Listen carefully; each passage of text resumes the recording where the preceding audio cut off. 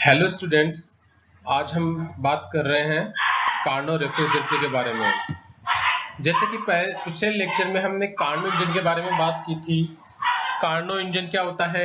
Karnaugh engine उच्च तापमान के सोर्स से ऊष्मा अवशोषित करता है, उसके द्वारा कुछ कार्य किया जाता है तथा शेष ऊष्मा उस सिंक को ट्रांसफर कर देता है। ये कार्नो इंजन का एक डायग्रामेटिक रिप्रेजेंटेशन है, जिसमें T2 उच्च ताप का स्रोत है, जहां से Q2 ऊष्मा अवशोषित की है, कुछ कार्य W किया गया है इसके द्वारा तथा शेष ऊष्मा सिंक को प्रदान कर दी गई है, जो कि निम्न तापमान का स्रोत है। और कार्नो रेफ्रिजरेटर जस्ट इसका रिवर्स प्रोसेस होता है। उसमें निम्न ताप के स्रोत से ऊष्मा अवशोषित की जाती है, सिंक से मतलब ऊष्मा अवशोषित की जाती है। चूंकि सिंक जो कि निम्न ताप है, उससे ऊष्मा अवशोषित करने के लिए हमें कार्य करना पड़ेगा। निम्न ताप के स्रोत से ऊष्मा अवशोषित करने के लिए कार्य करना पड़ेगा, और जो ऊष्मा रहती है उसको किसको प्रदान कर दी जाती है? उच्च ऊष्मा के स्रोत को प्रदान कर दी जाती है। तो जहां कार्नो इंजन में उच्च तापमान के स्रोत से ऊष्मा अवशोषित की गई है, कार्नो रेफ्रिजरेटर में निम्न तापमान के स्रोत से ऊष्मा अवशोषित की गई है तथा उच्च तापमान के स्रोत को ऊष्मा प्रदान की गई है। इस तरीके से कार्नो इंजन और कार्नो रेफ्रिजरेटर जस्ट एक दूसरे के अपोजिट वर्क करते हैं। अब कार्नो रेफ्रिजरेटर में हम कार्य गुणांक की बात करेंगे। जिस तरीके से कार्नो इंजन में हमने किसकी बात की थी? दक्षता की बात की थी। कार्नो रेफ्रिजरेटर में हम कार्य गुणांक की बात करेंगे, जो कि होता है अवशोषित ऊष्मा तथा कार्नो रेफ्रिजरेटर के द्वारा किया गया कार्य। अब कार्नो रेफ्रिजरेटर के द्वारा कौन सी ऊष्मा अवशोषित की गई? ये ऊष्मा अवशोषित की गई है। और कार्य कौन सा हुआ? Q2 माइनस Q1, दोनों ऊष्माओं का डिफरेंस, जो कि ऊष्मा जो कि सोर्स T2 को प्रदान की गई और जो ऊष्मा ग्रहण की गई, उन दोनों का जो डिफरेंस होगा वो कार्य होगा। उसके द्वारा जो इक्वेशन अपने पास बनकर आती है वो है ये। Q1 क्या है? Q1 है ऊष्मा जो अवशोषित की गई, और Q2 माइनस Q1 है किया गया कार्य। तो इन दोनों का जो रेशो होता है वो कार्य गुणांक कहलाता है। इसको हम जब हमने कार्नो इंजन की बात करी थी तो हमने ये रिलेशन निकाला था, Q1 upon Q2 equal to T1 upon T2। इस आधार पर हम लिख सकते हैं Q1 upon Q2 minus Q1 is equal to T1 upon T2 minus T1। मतलब तापमान पर के अकॉर्डिंग भी हम ये इक्वेशन लिख सकते हैं। तो अपने कार्य गुणांक क्या आ जाता है? T1 is equal to T2 minus T1। T1 क्या है? T1 आपको पता है सिंक का तापमान है। तो सिंक का तापमान यदि कम होगा तो कार्य गुणांक एप्सिलॉन की वैल्यू भी कम होती जाएगी, अर्थात T1 के कम होने के साथ साथ कार्य गुणांक का मान भी तेजी से घटता है। अब हम आगे बात करते हैं कार्नो प्रमेय की। कार्नो प्रमेय क्या है? कार्नो ने बताया था कि यदि स्रोत और सिंक के समान तापों के मध्य अगर एक से ज्यादा इंजन कार्य करते हैं तो उनकी दक्षता समान होती है। उनके मध्य या कार्यकारी द्रव्य या पदार्थ कुछ भी हो, मतलब हर एक इंजन का अगर कार्यकारी पदार्थ या द्रव्य अलग होता है, उससे उसमें फर्क नहीं पड़ता। फर्क पड़ता है तो स्रोत तथा सिंक के तापों में फर्क पड़ता है। यदि स्रोत और सिंक के समान ताप के मध्य 10 इंजन रख दिए जाते हैं तो 10 के 10 उत्क्रमणीय इंजनों की दक्षता क्या होगी? समान होगी।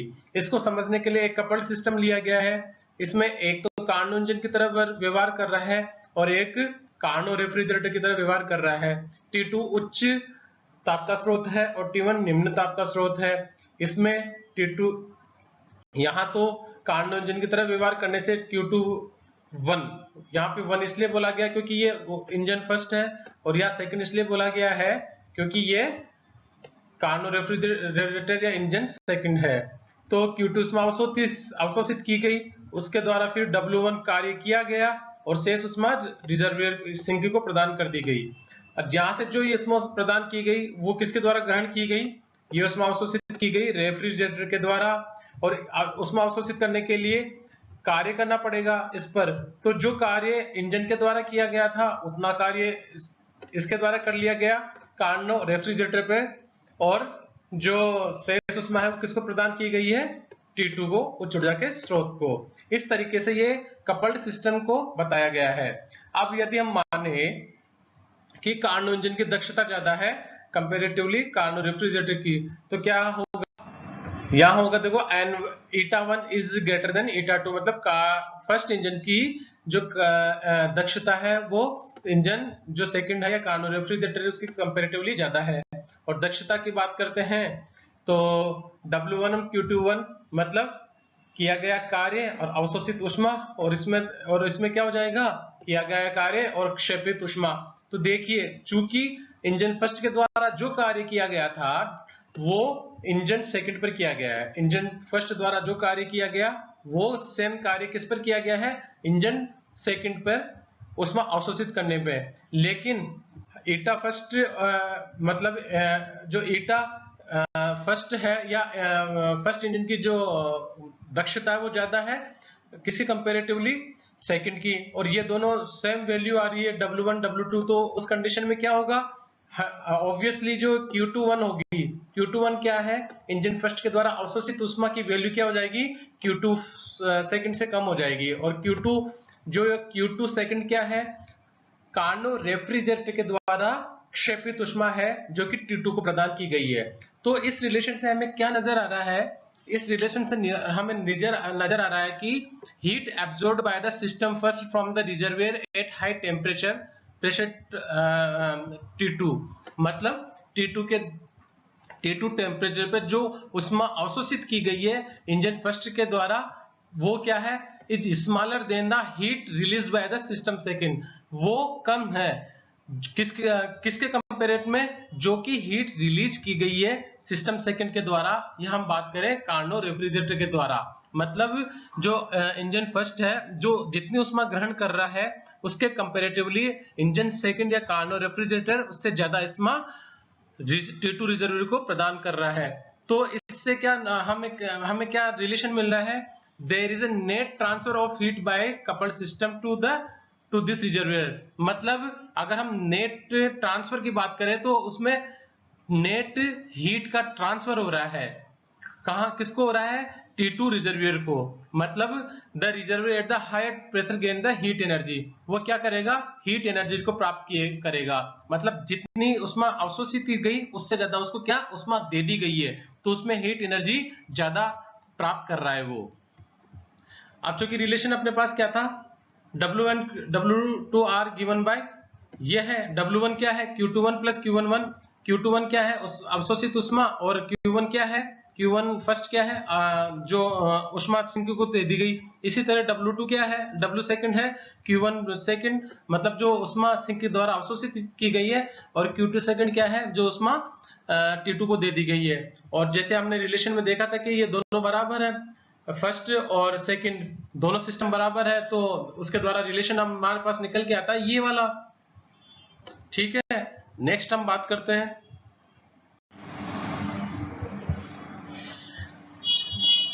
लेकिन आप देखिए जो Q1 ऊष्मा